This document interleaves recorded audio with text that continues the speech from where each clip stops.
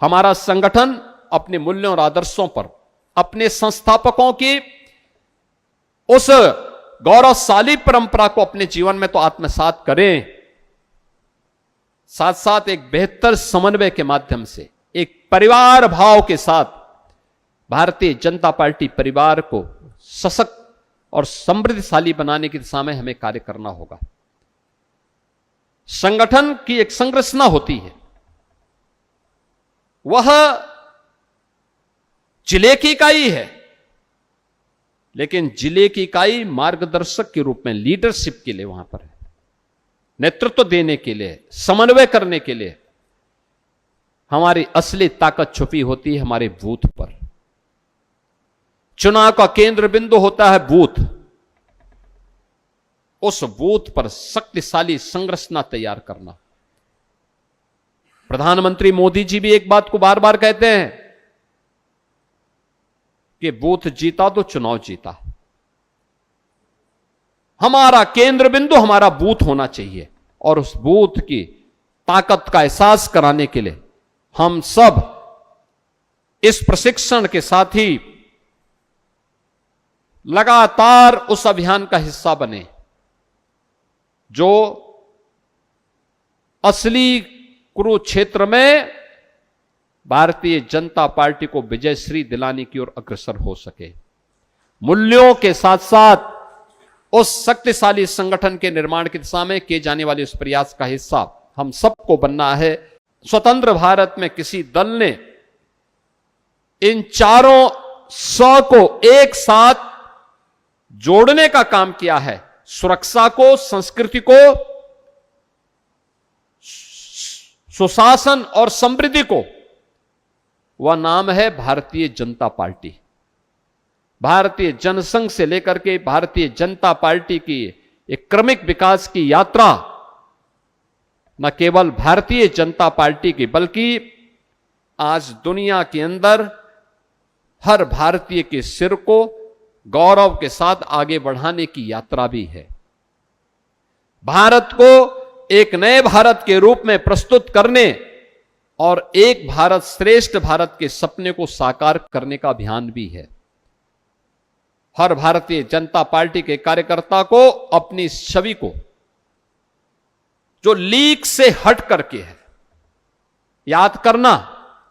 अगर भारतीय जनता पार्टी का कार्यकर्ता भी Congress, Sapa, Basapa, RJD, TMC, DMK या उन दलों से जो राजनीति के दलदल में बेईमानी और भ्रष्टाचार में गड़े हुए हैं, दबे हुए हैं, उन्हीं के तर्ज पर आचरण करने लग जाएगा, याद करना, समाज सम्मान नहीं देगा।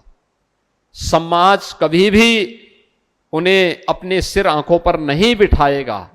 और इसलिए याद रखना, उससे अलग हट करके भारत और भारतीयता को सम्मान देते हुए, भारत के राष्ट्रवाद को सर्वोच्च मानते हुए, भारत की एकता और अखंडता के प्रति सर्वोच्च समर्पण मेरा होगा, इस भाव के साथ जब भी हम राजनीति में शुचिता, पारदर्शिता और सत्ता का आधार हर व्यक्ति की सुरक्षा और उसकी गरिमा की रक्षा करना, सुशासन के लक्ष्यों को प्राप्त करना, अपनी अतीत की सांस्कृतिक गौरव की पुनर्स्थापना के लिए योगदान देना और भारत की समृद्धि के लिए अपना सब कुछ न्यौछावर करने का भाव जब भी किसी कार्यकर्ता के ऊपर होगा, वह भारतीय जनता पार्टी का कार्यकर्ता ही कर पाएगा।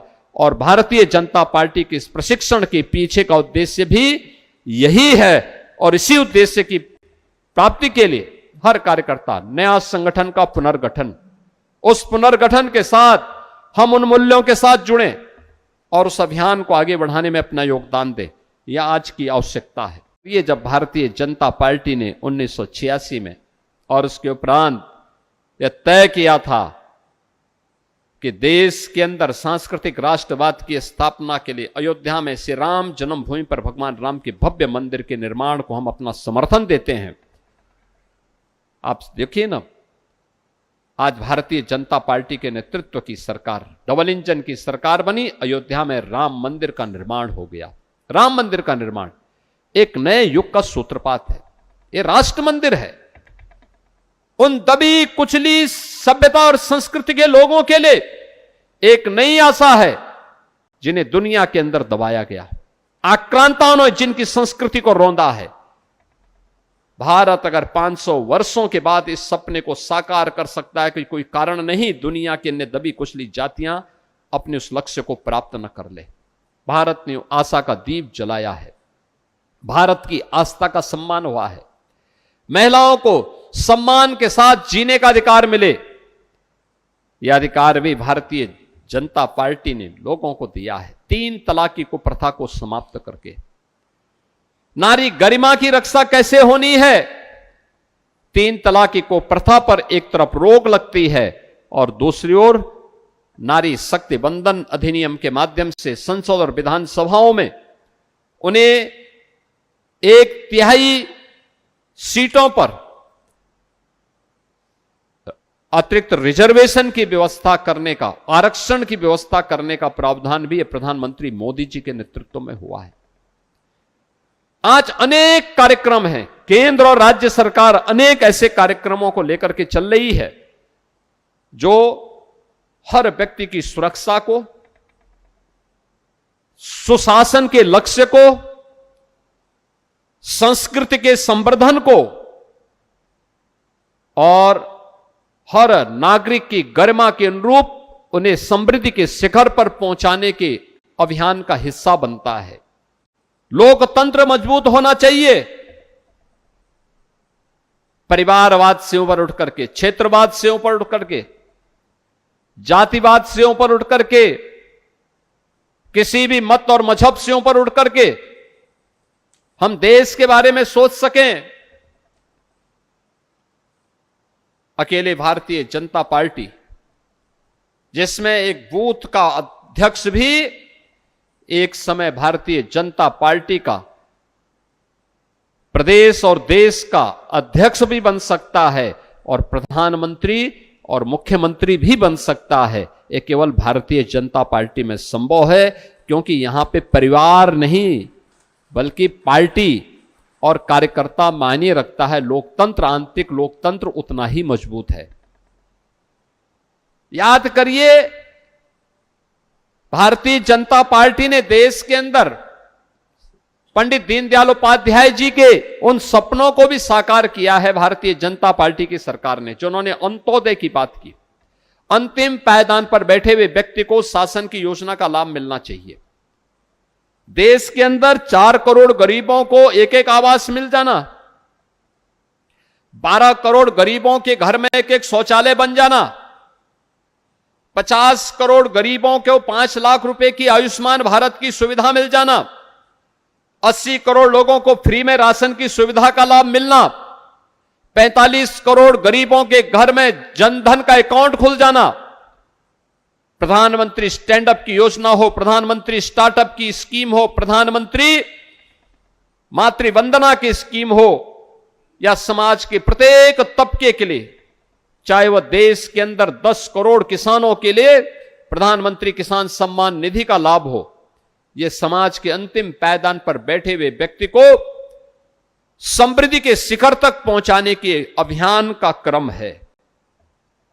पंडित दीनदयाल उपाध्याय के सपनों को साकार होता है इन सब अभियानों के माध्यम से।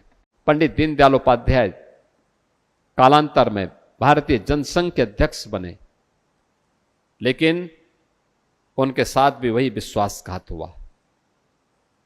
उस समय उनकी भी मृत्यु।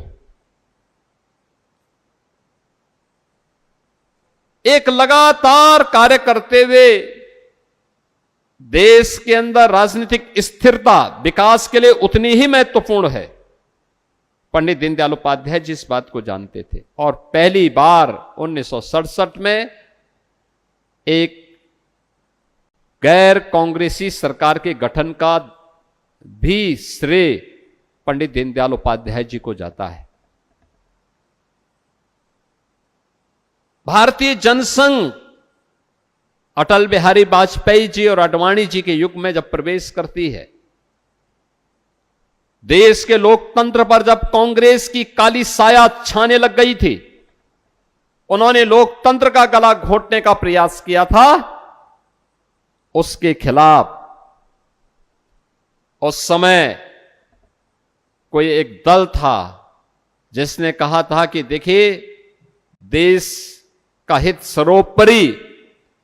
दल का उसके बाद वो भारतीय जनसंघ है, और अटल जी और आडवाणी जी के नेतृत्व में उस समय भारतीय जनसंघ के संस्थापकों, उस भारतीय जनसंघ के नेताओं ने भारतीय जनसंघ का विलय जनता पार्टी में करवा करके लोकतंत्र को बचाने की उस लड़ाई को आगे बढ़ाया था।